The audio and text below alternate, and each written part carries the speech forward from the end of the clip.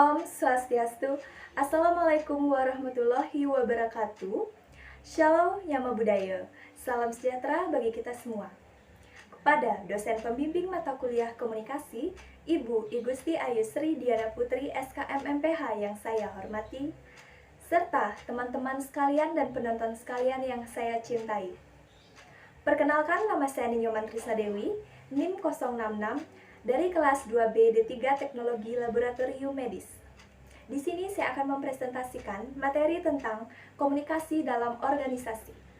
Kalian pasti sudah tidak asing lagi dengan kata komunikasi dan organisasi. Apa sih pengertian dari komunikasi? Komunikasi adalah suatu proses penyampaian pesan atau informasi dari seseorang atau komunikator kepada orang lain atau komunikan. Sedangkan organisasi adalah perkumpulan atau wadah bagi kelompok orang untuk bekerja sama, terkendali, dan terpimpin untuk tujuan tertentu.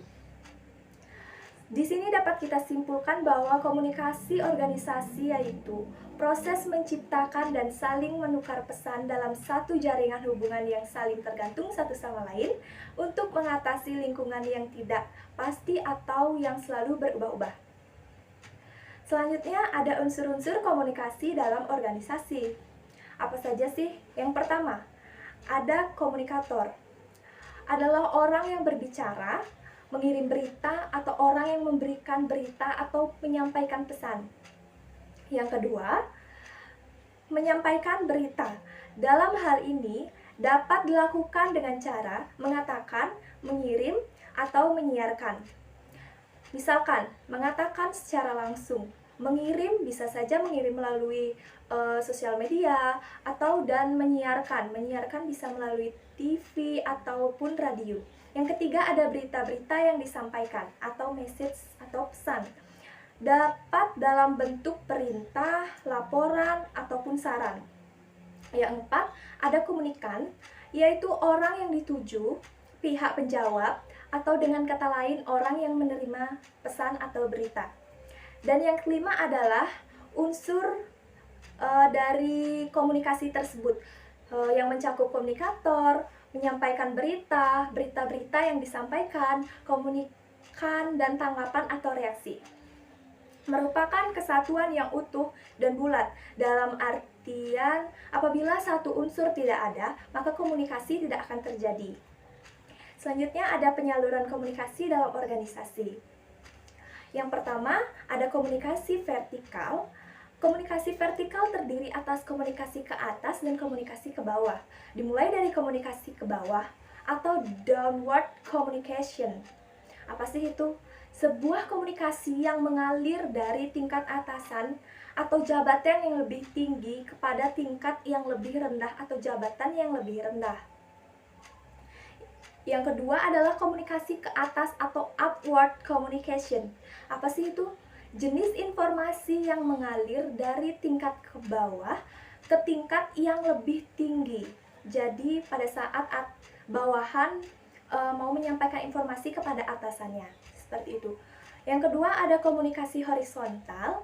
Komunikasi horizontal adalah komunikasi yang terjadi antara dua orang atau lebih atau posisinya setara. Fungsi arus komunikasi horizontal ini ada berapa, seperti memperbaiki koordinasi tugas, seperti upaya pemecahan masalah, saling berbagi informasi, upaya pemecahan konflik, dan membina hubungan melalui kegiatan bersama. Yang ketiga, ada komunikasi diagonal.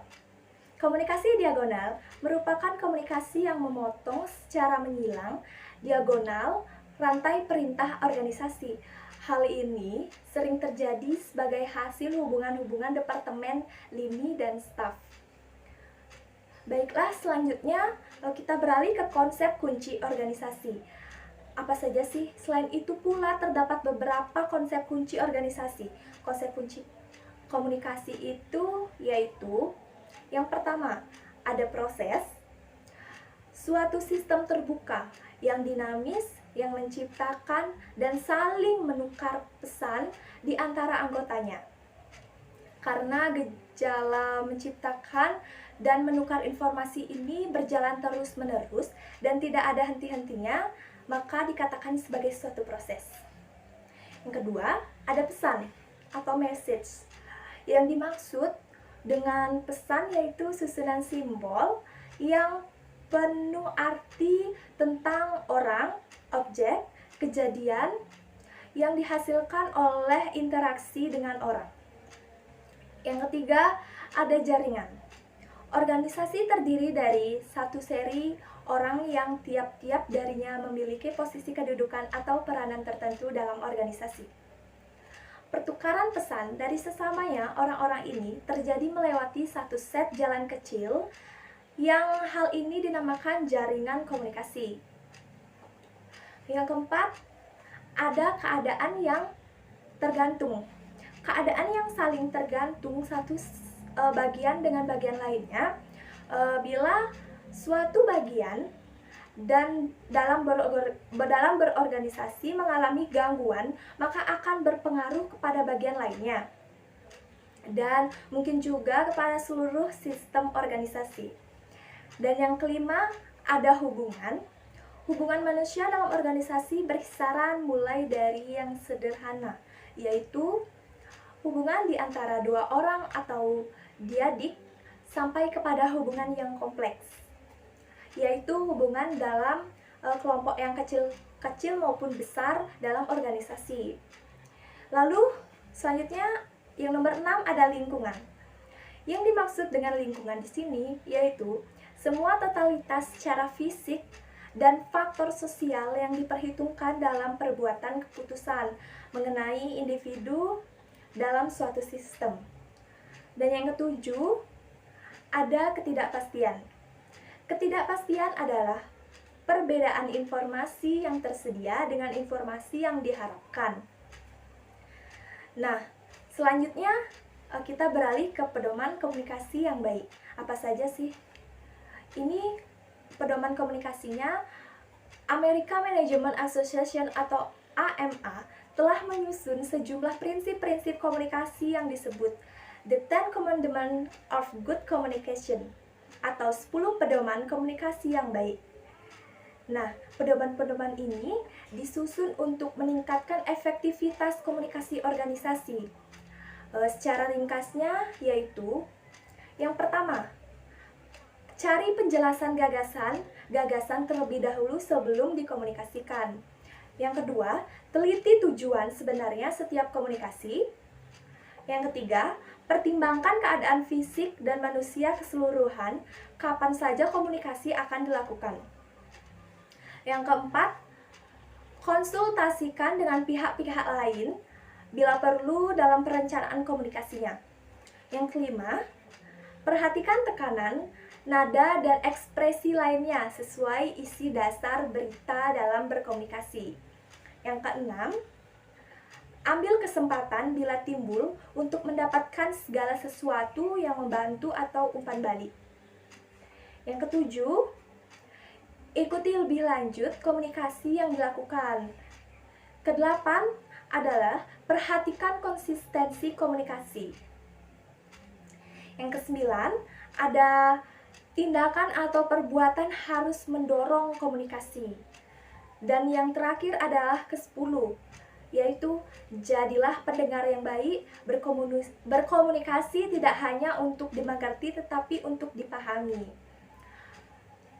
Baiklah, kita simpulkan ada beberapa hal umum yang dapat kita simpulkan di presentasi kali ini, yaitu yang pertama, komunikasi organisasi terjadi dalam suatu sistem terbuka yang kompleks yang dipengaruhi oleh lingkungan sendiri baik internal maupun eksternal. Yang kedua, komunikasi organisasi meliputi pesan dan arusnya, tujuan, arah, dan media. Dan yang ketiga, yang terakhir adalah komunikasi organisasi meliputi orang dan sikapnya, perasaannya, hubungannya, dan keterampilan atau skillnya. Baiklah, sekian presentasi dari saya. Jika ada kesalahan kata, saya mohon maaf.